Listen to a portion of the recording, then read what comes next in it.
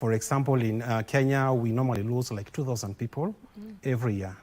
2,000 people? Yes, in Kenya, okay. To rabies. And I've worked in especially Masai Land with rabies and in Machakos recently, whereby in the last 3 years or so, about 5 people, especially children, have succumbed to rabies disease. So it is a disease that is there. It has been there for a number of years in Kenya. The first case was diagnosed in the 1920s. And so it has been there, and it's continuing to stay with us. Okay. Yes. All right. How does it affect the body? You know, you mentioned that it is quite fatal, Yes. especially once the symptoms start showing, then it is almost a guarantee that the person will not make it. So what does it do to the body? Well, it is a disease. The disease itself, we call it is a CNS disease or central nervous system, because it attacks the brain and the spinal cord. So once the virus has continued to multiply in the body, then it continues to damage the nerve tissues. And there is what is called the incubation period. That's the time when the person has get the virus up to the time the symptoms start manifesting. So it depends on where the bite has been.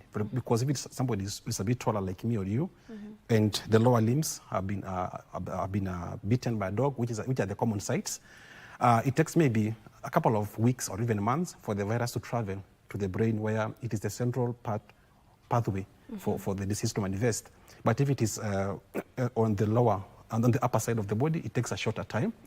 And the most cases are in children, because, you know, they are shorter in height. Yeah. So the virus travels much faster and multiplies very fast. Okay. And once the disease is inside the brain and begin manifesting, it's a flu-like. It begins as a flu-like symptoms, body aches, fever, general malaise.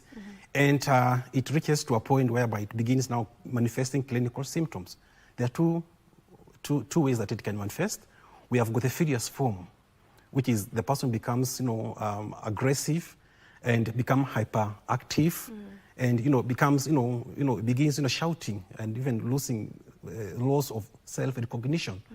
And then we have got the paralytic form, whereby the affected victim, just is in a state of coma and paralysis, because it manifests, it destroys the lungs. The person is not able to breathe. And so that it is quite fatal, and when it reaches that stage, it is as good as, having a terminal illness. And the affected family certainly are in a very severe kind of pain.